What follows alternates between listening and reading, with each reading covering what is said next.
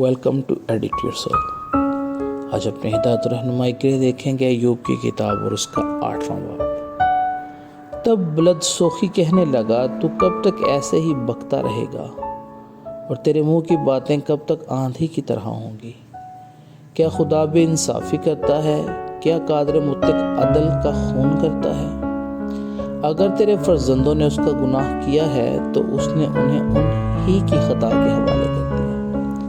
تو بھی اگر تو خدا کو خوب ڈھونڈتا اور قادر مطلق کے حضور منت کرتا، تو اگر تو پاک دل اور راست باز ہوتا تو وہ ضرور اب تیرے لیے بیدار ہو جاتا، وہ تیری راست بازی کے مسکن کو برومند کرتا، اور اگرچہ تیرا آغاز چھوٹا سا تھا تو بھی تیرا انجام بہت بڑا ہوتا۔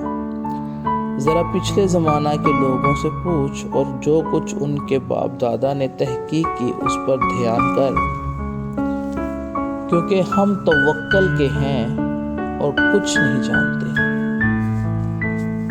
اور ہمارے دن زمین پر سایہ کی مانند ہیں۔ کیا وہ تجھے نہ سکھائیں گے اور نہ بتائیں گے اور اپنے دل کی باتیں نہیں کریں گے؟ کیا ناگر موتھا بغیر کیچڑ کے اگ سکتا ہے؟ کیا سرکنڈا بغیر پانی کے بڑھ سکتا ہے؟ جب وہ ہرا ہی ہے اور کاٹا بھی نہیں گیا تو بھی وہ اور پودوں سے پہلے سوکھ جاتا ہے۔ ایسی ہی اس سب کی راہیں ہیں جو خدا کو بھول جاتے ہیں۔ بے خدا آدمی کی امید ٹوٹ جائے گی، اس کا اعتبار جاتا رہے گا اور اس کا بھروسہ مکڑی کا جالا ہے۔ وہ اپنے گھر پر ٹیک لگائے گا لیکن وہ کھڑا نہ رہے گا، وہ اسے مضبوطی سے تھامے گا پر وہ قائم نہ رہے گا۔ وہ دھوپ پا کر ہرا بھرا ہو جاتا ہے اور اس کی ڈالیاں اسی کے باغ میں پھیلتی ہیں، اس کی جڑیں ڈھیر میں لپیٹی ہوئی ہیں۔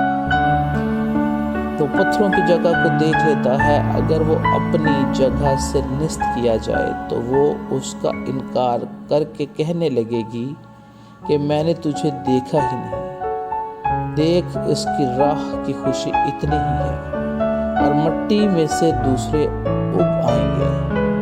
دیکھ، خدا کامل آدمی کو چھوڑ نہ دے گا، نہ وہ بدکرداروں کو سنبھالے گا، اور اب تیرے منہ کو ہنسی سے بھر دے گا اور تیرے لبوں کو للکار کی آواز سے۔ تیرے نفرت کرنے والے شرم کا جامہ پہنیں گے اور شریروں کا ڈیرا قائم نہ رہے گا۔ خداوند کے زندہ پاک کلام کے پڑھے اور سنے جانے پر اس کی خاص برکت اور رحمت۔ آمین۔